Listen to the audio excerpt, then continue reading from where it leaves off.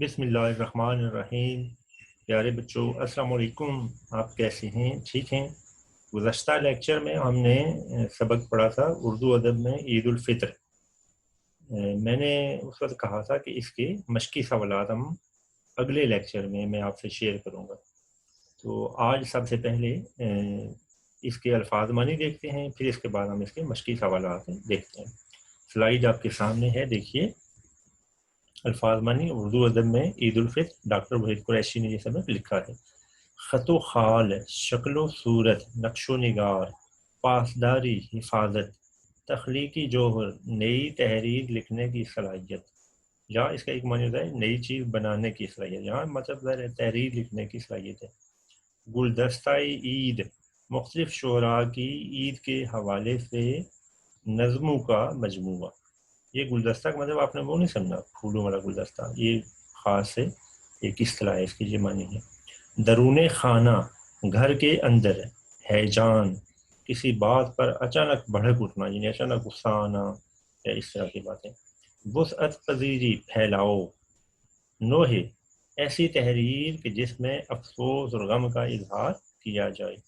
قسم پرسی، خراب حالت۔ تہنیت، مبارک، خوشی۔ مہ سیام، رمضان کا چاند۔ مہ جو ہے یہ ماہ کا مخفف ہے، یعنی مختصر ہے۔ خامہ فرسائی، لکھنا، اظہار خیال کرنا۔ غزال شادی، خوشی کا ہرن۔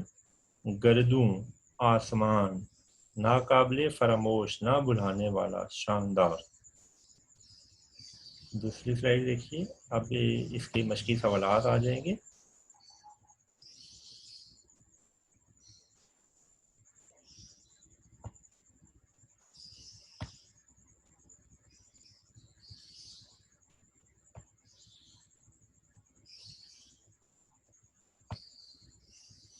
جی بیٹا، یہاں سے مشق ہوتی ہے۔ سوال نمبر 1، عید الفطر کا ہماری تہذیبی اور دینی زندگی سے کیا تعلق ہے؟ جواب، عید الفطر کا ہماری تہذیبی اور دینی زندگی سے بہت گہرا تعلق ہے۔ دینی لحاظ سے یہ تہوار رمضان کے اختتام پر اللہ تعالیٰ کا شکر ادا کرنے کا ذریعہ ہے۔ تہذیبی لحاظ سے یہ تہوار محض اچھل کود کا ایک موقع نہیں، بلکہ ملی اتحاد اور عزائم کے اظہار کا ایک ذریعہ ہے۔ اگلی سلائیڈ دیکھیں۔ سوال نمبر 2، عید الفطر پر نظموں میں شعراء نے کیا باریکیاں پیدا کی ہیں؟ جواب، عید الفطر پر نظموں میں شعراء نے یہ باریکیاں پیدا کی ہیں کہ عید کو صرف ایک خوشی یا عید کے چاند کو صرف ایک بار سال میں جھلک دکھا کر غائب ہونے کے بجائے اس کا تعلق مسلمانوں کی تہذیبی اور فکری زندگی سے جوڑ دیا۔ سوال نمبر 3، اس سبق میں اردو شعراء نے عید الفطر کے جن متعدد پہلوؤں پر اظہار خیال کیا ہے ان میں سے کوئی سے 3 پہلوؤں یا موضوعات کے نام لکھیے۔ جواب، اس سبق میں اردو شعراء نے عید الفطر کے جن متعدد پہلوؤں پر اظہار خیال کیا ہے ان میں سے 3 پہلو یا موضوعات درج ذیل ہیں۔ نمبر 1، کنواری بیٹی کی عید۔ نمبر 2، سہاگن کی عید۔ نمبر 3، گھر کی مالکن کی عید۔ سوری، یہاں مالکہ میں لکھ دیا، گھر کی مالکن، کیا آپ اس کے بعد نون آئے گا، ہے نہیں آئے گا۔ مالکہ بھی ویسے ٹھیک ہی لگ رہا ہے لیکن مالکہ نہیں ہوتا، اصل میں مالکن ہوتا ہے۔ سوال نمبر 4، عید الفطر کے موقع پر شہزادوں اور شہزادیوں کا ذکر کرتے ہوئے خواجہ حسن نظامی نے کیا نکتہ اجاگر کیا ہے؟ جواب، عید الفطر کے موقع پر شہزادوں اور شہزادیوں کا ذکر کرتے ہوئے خواجہ حسن نظامی نے جو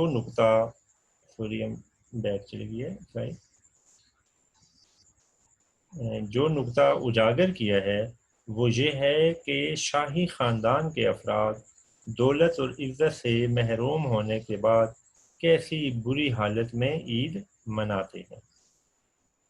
اگلی سلائیڈ دیکھیے بیٹا۔ سوال نمبر 5، اردو شعراء نے ہر دور میں عید الفطر کو موضوع سخن کیوں بنایا؟ جواب: اردو شعراء نے ہر دور میں عید الفطر کو موضوع سخن اس لیے بنایا کہ اس کا بہت گہرا تعلق ہماری تہذیبی اور فکری زندگی سے ہے۔ سوال نمبر 6، کون سی چیز اقبال رحمۃ اللہ علیہ کو عید کے چاند کی تصویر کشی پر مجبور کرتی ہے؟ جواب: یاد طفلی اقبال رحمۃ اللہ علیہ کو عید کے چاند کی تصویر کشی پر مجبور کرتی ہے۔ سوال نمبر 7، عید کی شاعری کا ہماری شعری روایات سے کیا تعلق ہے؟ جواب: عید کی شاعری ہماری شعری روایات کا ایک اہم اور ناقابل فراموش حصہ ہے۔ اس سے اردو شعراء کی تخلیقات کو ایک نئی سمت ملتی ہے۔ سوال نمبر 8، ماہ سیام گیا اور روز عید آیا، یہ اردو کے کس معروف شاعر کا مصرع ہے؟ جواب: یہ مصرع الطاف حسین حالی کی ایک نظم کا ہے جس کا عنوان تہنیت عید الفطر ہے۔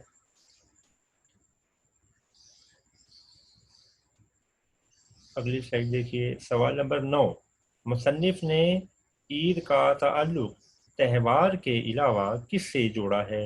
2-3 سطروں میں جواب لکھیں۔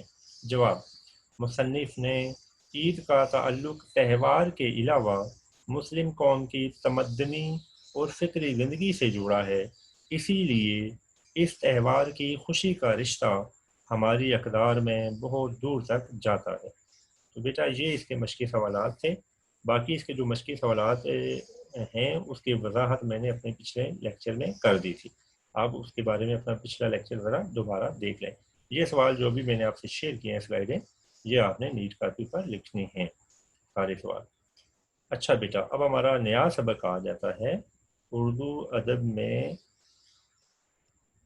نہیں سوری سجاد حیدر جلدرم کا سبق ہے مجھے میرے دوستوں سے بچاؤ۔ آئیے نئے سبق کی طرف چلتے ہیں۔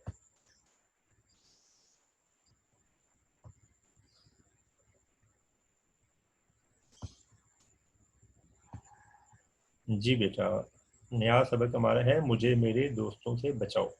مصنف ہیں سجاد حیدر جلدرم۔ پہلے ان کا تعارف پڑھ لیتے ہیں۔ 1880 میں پیدا ہوئے، 1943 میں وفات پائی۔ سجاد حیدر جلدرم کے جد امجد وسط ایشیا سے ہندوستان آئے۔ 1857 کی جنگ آزادی میں حصہ لینے کی پاداش میں ان سے جاگیریں چھن گئیں تو وہ ملازمت کی طرف آ گئے۔ جلدرم یو پی کے ایک قصبے نہٹور ضلع بجنور میں پیدا ہوئے۔ ان کا بچپن بنارس میں گزرا اور ابتدائی تعلیم یہیں حاصل کی۔ علی گڑھ سے BA کیا۔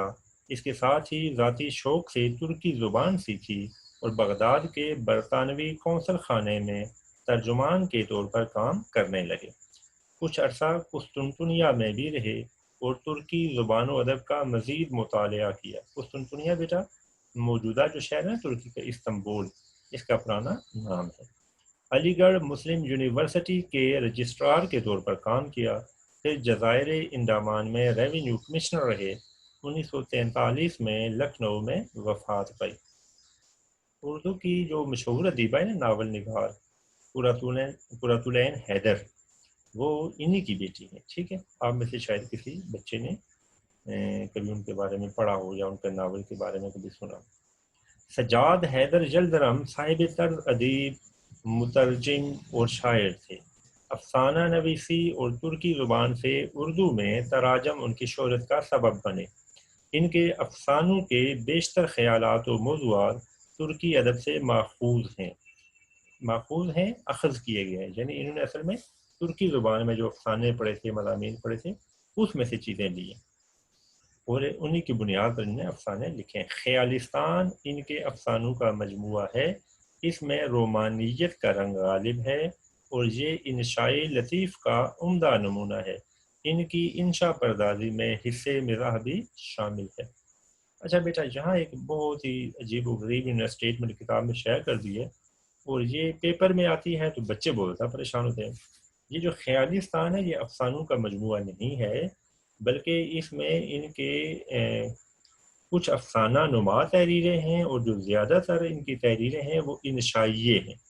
یہ جو آگے نے لکھا ہے نا انشائی لطیف، افسانے میں انشائی لطیف تو ہوتا ہی نہیں ہے. انشائی لطیف الگ چیز ہے اور افسانہ الگ چیز ہے. افسانہ کہانی کو کہتے ہیں، جیسے کہ اس کے بعد ہے ہمارا سبق ملمہ آئے گا آگے نا، یہ سبق ہم پڑھیں گے تو آپ دیکھیں گے وہ کہانی ہوتی ہے بالکل ایسے جیسے ہمارے زندگی کے موجودہ واقعات ہوتے ہیں اسی طرح اس کے کردار ہوتے ہیں. انشائی لطیف یا انشائیہ ایک ایسی تحریر ہوتی ہے جس میں کسی موضوع پر ایک آدمی مصنف جو ہے وہ لکھتا ہے، لیکن اس کی خاص بات یہ ہوتی ہے کہ آخر میں نا مصنف کوئی نتیجہ نہیں نکالتا بلکہ چلتے چلتے بات ختم کر دیتا ہے. آپ دیکھیں گے کہ یہ جو سبق شامل ہے مجھے میرے دوستوں سے بچاؤ، یہ بھی ایسے چلتے چلتے آخر میں ایک شعر آئے گا اور ختم ہو جائے گا. شاعر یہ جو مصنف ہیں جو ان نے بات شروع میں کیا آخر تک وہی چلتی رہتی ہے، وہ خاص نتیجہ نہیں نکالتے. عام جو مضمون ہوتا ہے اور انشائیہ ہوتا ہے اس میں یہ فرق ہے. ٹھیک ہے، یہ آپ نے یاد رکھنا ہے. یہ پیپر میں آتا رہتا ہے، سوال اس سے آتا ہے آبجیکٹو میں کہ شامل نصاب سبق مجھے میرے دوستوں سے بچاؤ کا تعلق کس صنف سے ہے. نیچے اب آپشن ہوتی ہے افسانہ، ناول، مضمون یا انشائیہ. انشائیہ نہ ہو پھر انشائی لطیف ہوتا ہے. اچھا یہ بیٹا یاد رکھنا ہے، اگر انشائیہ یا انشائی لطیف کی آپشن پیپر میں نہ ہو تو پھر یہ مضمون ہوگا وہاں آپشن میں سے نا. افسانہ نہیں اس کو کبھی بھی کہنا، ٹھیک ہے، نہ یہ ڈرامہ ہے. تو یہ آپ نے بات ہے یاد رکھنی ہے. اب ہم سبق پر چلتے ہیں. سبق جو ہے وہ ہے مجھے میرے دوستوں سے بچاؤ. اور کوئی طلب ابنائے زمانہ سے نہیں، مجھ پہ احسان جو نہ کرتے تجھے احسان ہوتا. ابنائے زمانہ مطلبی لوگ، مطلب پرست لوگ. ساتھ ساتھ ابھی میں الفاظ مانی بتا رہا ہوں. سبق کے اختتام پر میں آپ سے جو سلائڈ شیئر کروں گا اس میں الفاظ مانی لکھے ہوں گے، وہاں سے دیکھ کے آپ نے اپنی نیٹ کاپی پہ لکھ لینے ہیں. ایک دن میں دلی کے چاندنی چوک میں سے گزر رہا تھا کہ میری نظر ایک فقیر پر پڑی جو بڑے مؤثر طریقے سے اپنی حالت زار لوگوں سے بیان کرتا جا رہا تھا. 2-3 منٹ کے وقفے کے بعد یہ درد سے بری اسپیچ انہی الفاظ اور اسی پیرائی میں دہرا دی جاتی تھی. اسپیچ یعنی اسپیچ تقریر، اسی پیرائی میں یعنی اسی انداز میں اسی طریقے سے. یہ طرز کچھ مجھے ایسا خاص معلوم ہوا کہ میں اس شخص کو دیکھنے اور اس کے الفاظ سننے کے لیے ٹھہر گیا. اس فقیر کا قد لمبا، جسم موٹا تازہ تھا اور چہرہ ایک حد تک خوبصورت تھا، مگر بدماشی اور بے حیائی نے صورت مسخ کر دی تھی. ٹھیک ہے، کیا بدماشی وہ کر رہا تھا اور بے حیائی کر رہا تھا کہ جس کی وجہ سے اس کی صورت مسخ ہو گئی تھی، بگڑ گئی تھی. یہ اس کا ذکر وہ آگے کریں گے. یہ تو اس کی شکل تھی، رہی اس کی صدا آواز. تو میں ایسا قصی القلب نہیں ہوں، قصی القلب ظالم سخت دل، کہ صرف اس کا مختصر سا خلاصہ لکھ دوں. وہ اس قابل ہے کہ لفظ بے لفظ لکھی جائے. چنانچہ وہ اسپیچ یا صدا جو کچھ کے یہ تھی، یعنی جو وہ باتیں دہرا رہا تھا نا بھیک مانگنے کے لیے، وہ کیا باتیں کر رہا تھا. اب دیکھیں انہوں نے وہ اس کے الفاظ ہیں لکھے ہوئے ہیں جس میں ان کے خیال میں بڑا درد شامل تھا اور خاص بات تھی جس کی بنیاد پر انہوں نے یہ سبق بھی لکھا ہے. ٹھیک ہے، یہ انشائیہ لکھا ہے. اے بھائی مسلمانوں، خدا کے لیے مجھ بدنصیب کا حال سنو. میں آفت کا مارا 7 بچوں کا باپ ہوں. اب روٹیوں کو محتاج ہوں اور اپنی مصیبت ایک ایک سے کہتا ہوں. میں بھیک نہیں مانگتا، میں یہ چاہتا ہوں کہ اپنے وطن کو چلا جاؤں، مگر کوئی خدا کا پیارا مجھے گھر بھی نہیں پہنچاتا. بھائی مسلمانوں، میں غریب الوطن ہوں، میرا کوئی دوست نہیں. ہائے میرا کوئی دوست نہیں. اے خدا کے بندو میری سنو، میں غریب الوطن ہوں. غریب الوطن پردیسی، اپنے وطن سے دور. اس میں جو خاص بات ہے نا وہ جو مصنف کو اچھی لگی ہے وہ یہ ہے کہ میرا کوئی دوست نہیں. اسی کو بنیاد بنا کر انہوں نے یہ انشائیہ لکھا ہے. اب دیکھیں جہاں سے یہ بات آگے بڑھتی ہے. فقیر تو یہ کہتا ہوا اور جن پر اس قصے کا اثر ہوا ان کی خیرات لیتا ہوا آگے بڑھ گیا، لیکن میرے دل میں چند خیالات پیدا ہوئے اور میں نے اپنی حالت کا مقابلہ اس سے کیا اور مجھے خود تعجب ہوا کہ اکثر امور میں میں نے اس کو اپنے سے اچھا پایا. امور امر کی جمع کام چیزیں. یہ صحیح ہے کہ میں کام کرتا ہوں اور وہ مفت خوری سے دن گزارتا ہے. مفت خوری، مفت میں کھانا کھانا، مفت میں روٹیاں توڑنا. نیز یہ کہ میں نے تعلیم پائی ہے، وہ جاہل ہے. میں اچھے لباس میں رہتا ہوں، وہ اگلا صفحہ 49، وہ پھٹے پرانے کپڑے پہنتا ہے. بس جہاں تک میں اس سے بہتر ہوں. آگے بڑھ کر اس کی حالت مجھ سے بدرجہ اچھی ہے. بدرجہ کئی گنا، کئی درجے. اس کی صحت پر مجھے رشک کرنا چاہیے. میں رات دن فکر میں گزارتا ہوں اور وہ ایسے اطمینان سے بسر کرتا ہے کہ باوجود بسورنے اور رونے کی صورت بنانے کے اس کے چہرے سے بشاشت نمایاں. ٹھیک ہے، جب وہ یہ بھیک مانگ رہا تھا تو رونے والی شکل بنا رہا تھا نا، رونا بسورنا، لیکن شکل سے کیا چہرہ کیا ظاہر کر رہا تھا کہ بڑا اطمینان ہے، خوش ہے، مطمئن ہے. بڑی دیر تک غور کرتا رہا کہ اس کی یہ قابل رشک حالت کس وجہ سے ہے، اور آخر کار میں اس بظاہر عجیب نتیجے پر پہنچا کہ جسے وہ مصیبت خیال کرتا ہے وہی اس کے حق میں نعمت ہے. وہ حسرت سے کہتا ہے کہ میرا کوئی دوست نہیں.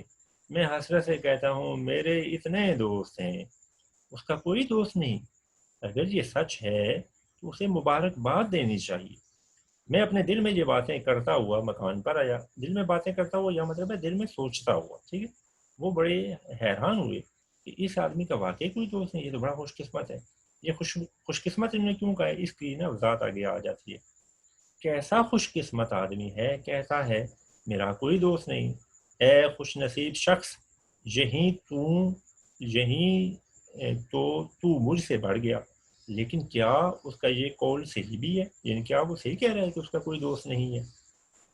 یعنی کیا اصل میں اس کا کوئی دوست نہیں جو میرے دوستوں کی طرح اسے دن بھر میں 5 منٹ کی بھی فرصت نہ دے؟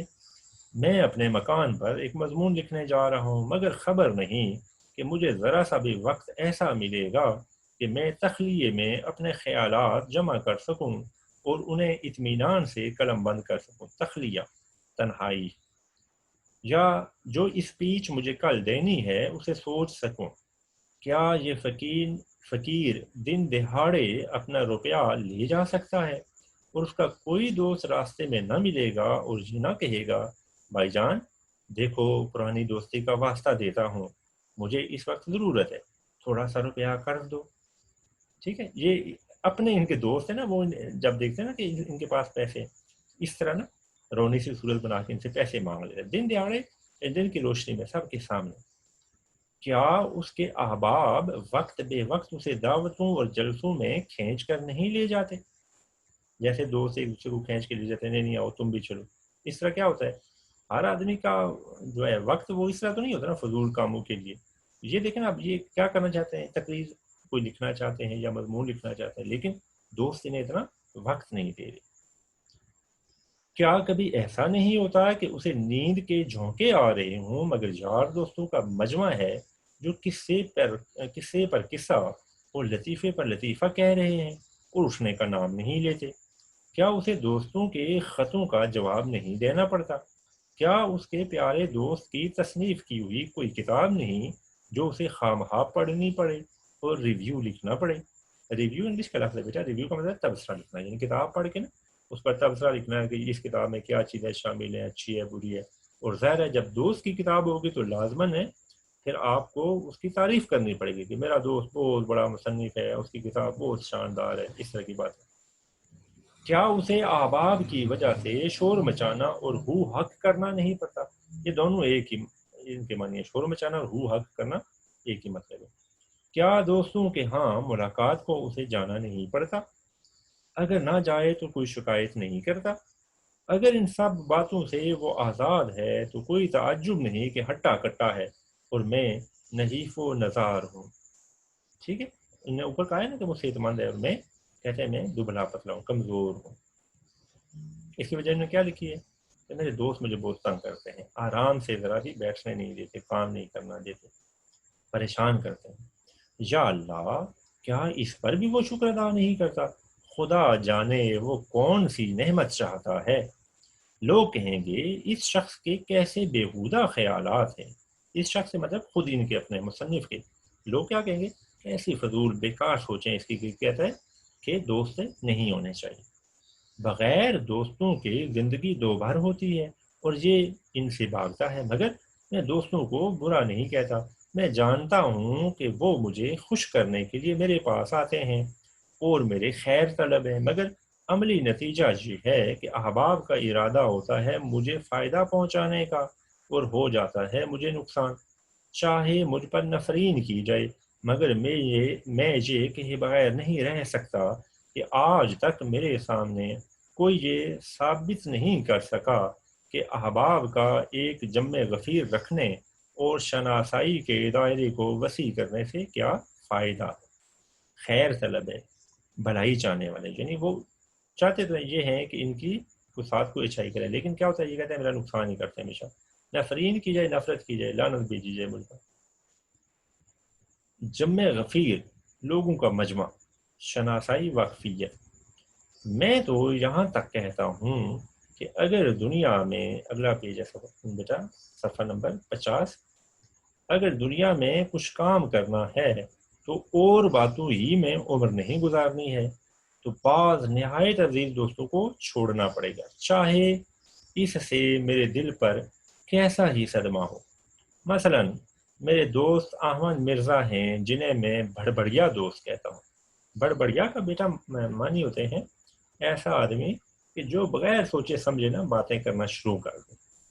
اس کا ایک معنی یہ ہوتا ہے. دوسرا اس کا معنی ہوتا ہے جو راز کی بات نہ رکھ سکے، اگر اس کے سامنے کوئی راز کی بات کی جائے تو دوسروں کو جا کے بتا دے. یہ نہایت معقول آدمی ہیں اور میری ان کی دوستی نہایت پرانی اور بے تکلفی کی ہے، مگر حضرت کی خلقت میں داخل ہے کہ 2 منٹ نچلا نہیں بیٹھا جاتا. خلقت یعنی پیدائشی طور پر فطرت میں شامل ہے، ان کی عادت میں شامل ہے. کیا چیز؟ کہ تھوڑی دیر بھی آرام سے نہیں بیٹھ سکتے. 2 منٹ نچلا نہیں بیٹھنا، تھوڑی دیر کے لیے بھی آرام سے نہیں بیٹھنا. جب آئیں گے شور مچاتے ہوئے، چیزوں کو الٹ پلٹ کرتے ہوئے، غرض کہ ان کا آنا بھونچال کے آنے سے کم نہیں ہے. بھونچال، زلزلہ. جب وہ آتے ہیں تو میں کہتا ہوں کوئی آ رہا ہے، قیامت نہیں. ان کے آنے کی مجھے دور سے خبر ہو جاتی ہے، باوجود یہ کہ میرے لکھنے پڑھنے کا کمرہ چھت پر ہے. اگر میرا نوکر کہتا ہے کہ میاں اس وقت کام میں بہت مشغول ہیں تو فوراً چیخنا شروع کر دیتے ہیں کہ کمبخت کو اپنی صحت کا بھی تو کچھ خیال نہیں. نوکر کی طرف مخاطب ہو کر خیراتی کب سے کام کر رہے ہیں؟ بڑی دیر سے. توبہ توبہ. اچھا بس 1 منٹ ان کے پاس بیٹھوں گا، مجھے خود جانا ہے. چھت پر ہوں گے نا؟ میں پہلے ہی سمجھتا تھا. یہاں چھت سے مراد بیٹا فرسٹ فلور ہے، ٹھیک ہے. یہ انہوں نے لکھا نا کہ چھت پر کمرہ تھا، یعنی فرسٹ فلور پر یہ بیٹھتے تھے کام کاج کے لیے نا. یہ کہتے ہوئے وہ اوپر آتے ہیں اور دروازہ اس زور سے کھولتے ہیں کہ گویا کوئی گولا آ کے لگا. آج تک انہوں نے دروازہ کھٹکھٹایا نہیں اور آندھی کی طرح داخل ہوتے ہیں. آخا، آخر تمہیں میں نے پکڑ لیا، مگر دیکھو دیکھو میری وجہ سے اپنا لکھنا بند مت کرو. اچھا دیکھیں اس نے شور کیسا مچا رکھا ہے اور ساتھ ساتھ ہدایات بھی انہیں دے رہا ہے کہ آپ نے جو کام شروع کیا ہوئے ہیں، جو آپ لکھ رہے ہیں، وہ کام آپ نے بند نہیں کرنا. حالانکہ اس شور شرابے میں بلا وہ کیسے کام کر سکتے ہیں. میں حرج کرنے نہیں آیا. حرج کا مطلب ہے نقصان. خدا کی پناہ کس قدر لکھ ڈالا ہے. کہو طبیعت تو اچھی ہے، میں تو صرف یہ پوچھنے آیا تھا. واللہ مجھے کس قدر خوشی ہوتی ہے کہ میرے دوستوں میں ایک شخص ایسا ہے جو مضمون نکھار کے لقب سے پکارا جا سکتا ہے. لو اب جاتا ہوں، میں بیٹھوں گا نہیں، 1 منٹ نہیں ٹھہرنے کا. تمہاری خیریت دریافت کرنے سے خدا حافظ. یہ کہہ کے وہ نہایت محبت سے مصافحہ کرتے ہیں اور اپنے جوش میں میرے ہاتھ کو اس قدر دبا دیتے ہیں کہ انگلیوں میں درد ہونے لگتا ہے اور میں قلم نہیں پکڑ سکتا. مصافحہ کرنا، ہاتھ ملانا. آپ میں سے نا بعض بچے شرارت کرتے ہوئے دوسرے کے ہاتھ زور سے دبا دیتے ہیں نا. اب یہاں دیکھیں یہ شرارت نہیں کر رہا، یہ اپنی طرف سے خلوص کا اظہار کر رہا ہے. لیکن ایسا خلوص کس کام کا کہ وہ بیچارہ جو لکھ رہا ہے اس کا ہاتھ ہی سیدھا نہیں ہوتا، اس کو درد شروع ہو جاتا ہے. دیکھیں یہ تو علیحدہ رہا، اپنے ساتھ میرے کل خیالات کو بھی لے جاتے ہیں. خیالات کو جمع کرنے کی کوشش کرتا ہوں مگر اب وہ کہاں.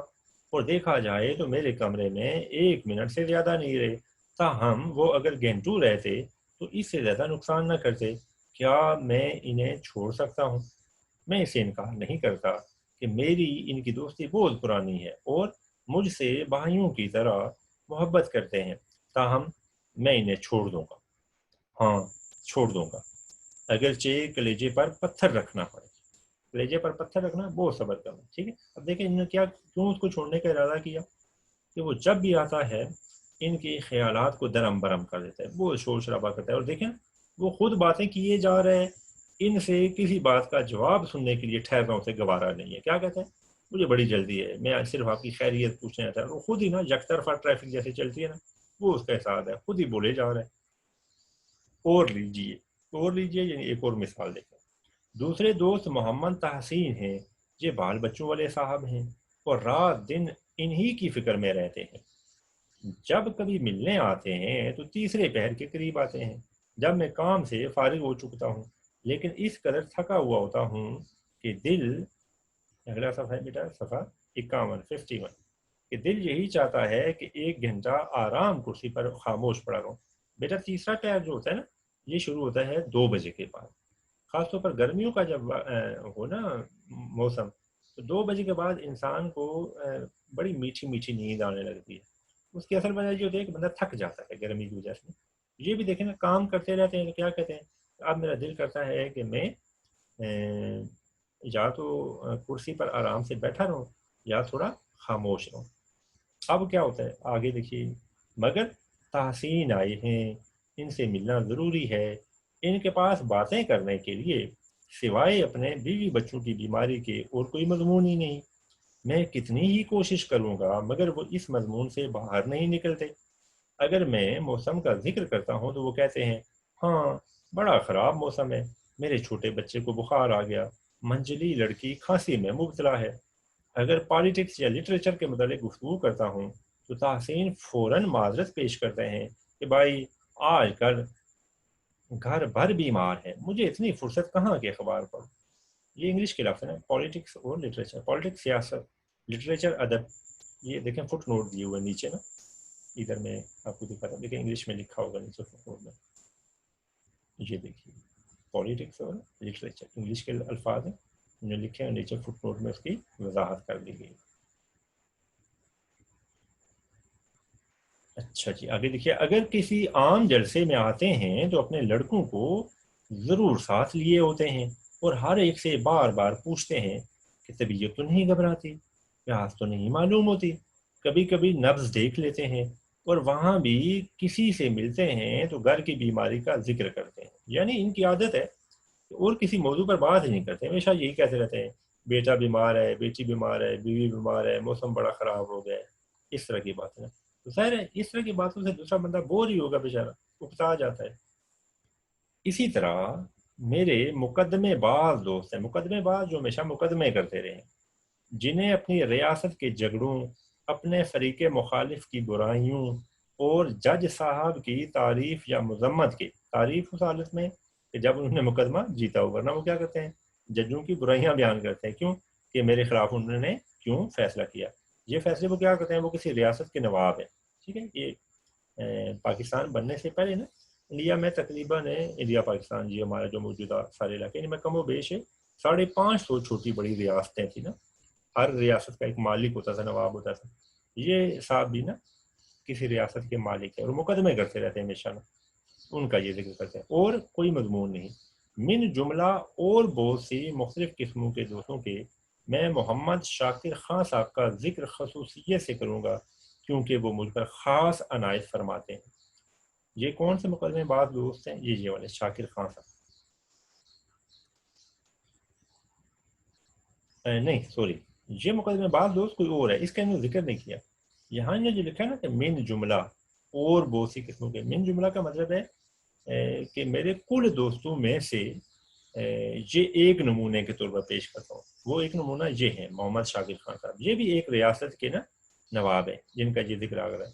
شاکر خان صاحب موضع سلیم پور کے رئیس اور ضلع بھر میں نہایت معزز آدمی ہیں. انہیں اپنی لیاقت کے مطابق لٹریچر کا بہت شوق ہے. لٹریچر کا مطلب بیٹا ادب.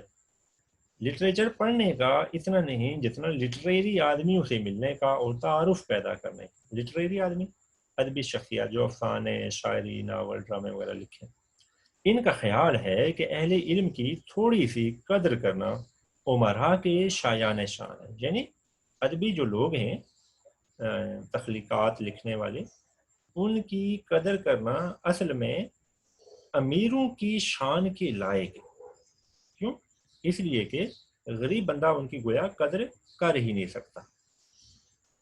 ایک مرتبہ میرے ہاں تشریف لائے اور بہت اصرار سے مجھے سلیم پور لے گئے. سلیم پور ان کی ریاست کا نام ہے.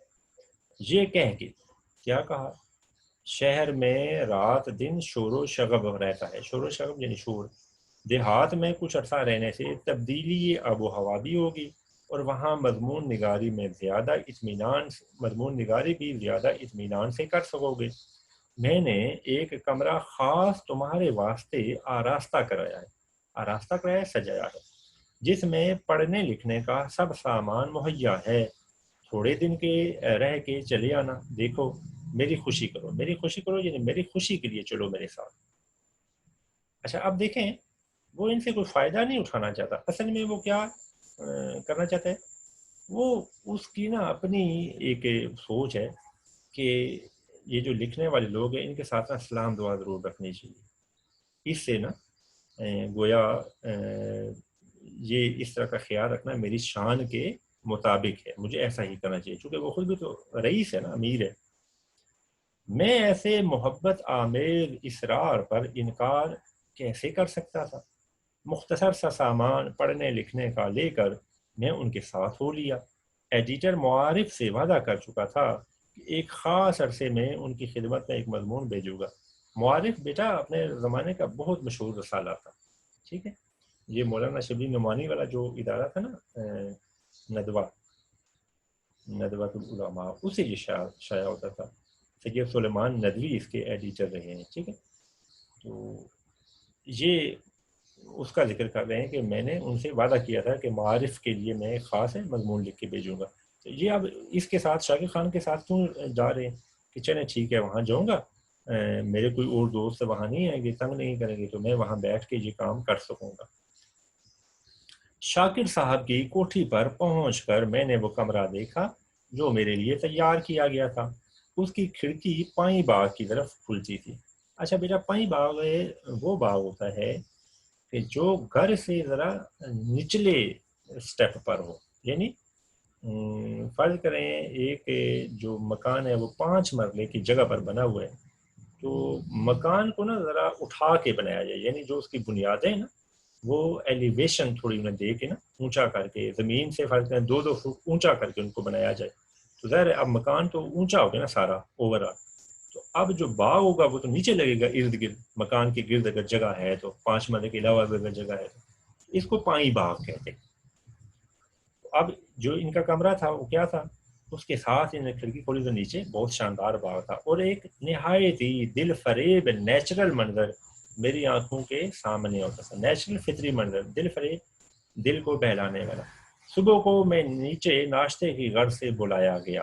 جب دوسرا پیالہ چائے کا پی چکا تو اپنے کمرے کو جانے کے لیے اٹھا ہی تھا کہ چاروں طرف سے اصرار ہونے لگا کہ ہیں کہیں ایسا غضب نہ کرنا کہ آج ہی سے کام شروع کر دو. اپنے دماغ کو کچھ تو آرام دو، اور آج کا دن تو خاص کر اس قابل ہے کہ سینری کا لطف اٹھانے میں گزارا جائے. سینری، قدرتی منظر. ٹھیک ہے، اس سے لگتا ہے کہ ان دنوں شاید بہار تھی.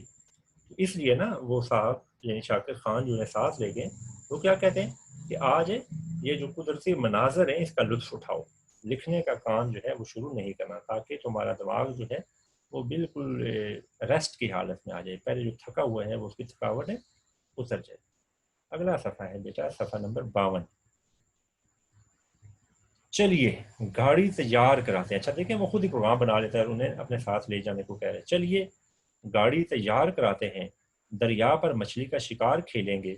وہاں سے 2 میل پر احمد نگر، 2 میل پر احمد نگر ہے، یعنی 2 میل دور احمد نگر کی ریاست ہے.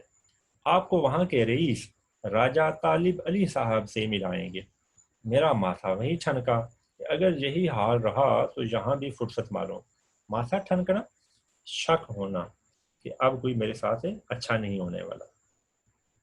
فرصت معلوم کا مطلب ہے کہ فرصت نہیں ملے گی، یعنی انہیں شک ہوا کہ اگر اسی طرح یہ پروگرام ہر روز بناتے رہے پھر تو مجھے بھی یہاں فرصت نہیں ملے گی، فارغ وقت نہیں ملے گا کہ میں اپنا مضمون لکھ سکوں۔ خیر، سینکڑوں ہیلے حوالوں سے اس وقت تو میں بچ گیا اور میرے میزبان بھی میری وجہ سے نہ گئے، مگر مجھے بہت جلد معلوم ہو گیا کہ جس انکا یعنی یکسوئی کی تلاش میں سرگرداں تھا وہ مجھے یہاں بھی نہ ملے گی۔ انکا بیٹا ویسے ایک پرندہ ہوتا ہے، یہ میتھیکل پرندہ ہے، ٹھیک ہے، متھ ہوتا ہے ایسی چیز کہ جس کو عقلی طور پر ثابت نہ کیا جا سکے، تو یہ ساری دنیا میں میتھیکل مختلف نا وہ چیزیں ہیں۔ انکا بھی ایک ایسا پرندہ ہے جس کے بارے میں جیسے ہما آپ نے سنا ہوگا، یہ بھی ایسے ہی ہے ہما کے بارے میں کہ جس کے سر سے نا گزر جائے نا اڑتا ہوا تو وہ بادشاہ بن جاتا ہے، ایسی انکا ایک پرندہ تھا۔ انگلش میں اس کو فونکس کہتے ہیں۔ یہ امریکہ کا جو جھنڈا ہے نا امریکہ کا، اس پر جو تصویر بنی ہے نا وہ اس چیز کی ہے، انکا کی۔ یہ ہے ہی نہیں، انکا کہتے ہی ہیں جو ہے ہی نہیں، موجود ہی نہیں ہے، فرضی چیز۔ تو یہ یہاں کیا کہنا چاہتے ہیں کہ مجھے کس چیز کی طرح سے یکسوئی کی، یکسوئی یعنی ایک ہی چیز کے بارے میں سوچنا، وہ یہاں نہیں ہے، انکا ہے۔ سرگرداں تھا، پھر رہا تھا، گھوم رہا تھا، وہ یہاں بھی نہیں ملے گی۔ میں جلدی سے اٹھ کر اپنے کمرے میں آیا اور اس وقت ذرا غور سے اس میز کے سامان کو دیکھا جو میرے لکھنے پڑھنے کے لیے تیار کی گئی تھی۔ میز پر نہایت قیمتی کامدار کپڑا پڑا ہوا تھا۔ کامدار جس پر بیلیں بوٹے وہ کڑھائی کی گئی ہو اس کو کامدار کہتے ہیں۔ جس پر ایک قطرہ گرانا گناہ کبیرہ سے کم نہ ہو، گناہ کبیرہ بڑی غلطی، بڑا گناہ۔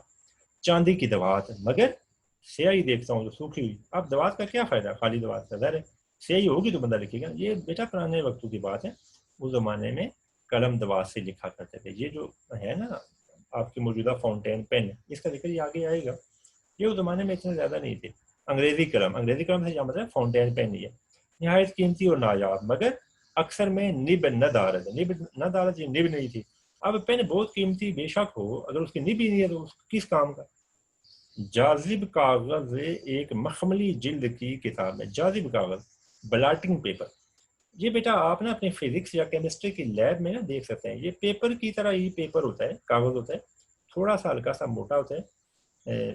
جب آپ تجربہ کرتے ہیں نا کوئی ایکسپیریمنٹ لیب میں، تو کوئی چیز گر جائے تو آپ اس کے اوپر نا یہ بلاٹنگ پیپر پھینکتے ہیں، یہ فوراً نا سک کر لیتا ہے اس چیز کو نا، مثلا پانی ہے تو پانی فوراً سک کر لے گا، یا فرض کریں ایسڈ کوئی گر گیا تو فوراً اس کو سک کر لے گا، پی جائے گی۔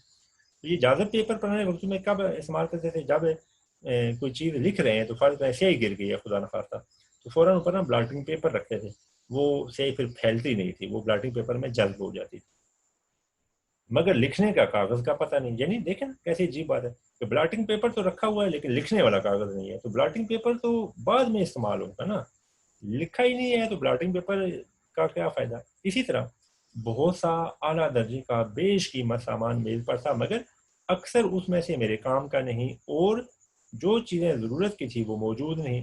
آخرکار میں نے وہی اپنا پرانا استعمالی مگر مفید بکس اور اپنی معمولی دوات اور قلم، جس نے اب تک نہایت ایمانداری سے میری مدد کی تھی اور میرے پرراں خیالات کو تیزی کے ساتھ کفت کاغذ میں بند کیا تھا، نکالا اور لکھنا شروع کیا۔ ٹھیک ہے، استعمالی یعنی جو وہ پرانا استعمال کرتے ہیں، مفید بکس یعنی چھوٹا سا صندوقچہ، اس میں ان کی قلم دوات موجود تھی، وہ نکالا اور لکھنا شروع۔ پرراں کا بیٹا مطلب تھا جس کے پر ہوں، اڑتا ہوا۔ خیالات جو ہے نا وہ گویا اڑتے ہوئے ہوتے ہیں نا، تو کس میں خیالات کو کس میں لکھتے ہیں، کس پر لکھتے ہیں، کاغذ پر، تو کاغذ کو انہوں نے کفسی کاغذ کہا ہے، گویا یہ پنجرہ ہے کہ جس میں اڑتے ہوئے خیالات کو بند کیا جاتا ہے۔ یہ ضرور ہے کہ جن مرغان خوشنوا کی تعریف میں شعراء اس قدر رطب اللسان ہیں، ان کی عنایت سے میں خوش نہیں ہوا۔ مرغان خوشنوا خوبصورت گیت گانے والے مختلف پرندے، مختلف آوازیں نکالنے والے۔ شعراء کیا ہیں، ان کی تعریف کرتے ہیں کہ بلبل بہت خوبصورت بولتی ہے، کبوتر اس طرح بولتا ہے، یہ ہے وہ۔ یہ کیا کہہ رہے ہیں کہ میں خوش نہیں ہوا کیونکہ یہ چڑیاں طوطے سارے مل کر نا پائیں باغ جو تھا نا اس میں بہت زیادہ شور مچانے لگے، اور یہ چاہتے تھے کہ خاموشی ہو تاکہ میں مضمون لکھ سکوں۔ کہ سب کے سب میرے کمرے کے نیچے درخت پر جمع ہو گئے اور شور مچانا شروع کر دیا. ٹھیک ہے, جو درخت تھے نا باغ کے وہاں جمع ہوئے اور بول رہے تھے نا, شور شروع کر دیا. تاہم میں نے کوشش کر کے ان کی طرف سے کان بند کر لیے اور کام میں ہماتن مشغول ہو گئے. ہماتن سارے کا سارا, تن ویسے بیٹا بدن کو کہتے ہیں, مطلب پوری نا کنسنٹریشن سے, توجہ سے یہ اپنے کام میں مشغول ہو. اچھا بیٹا, یہ سبق خاصا طویل ہے. آج کے اس لیکچر کو ہم یہیں ختم کرتے ہیں.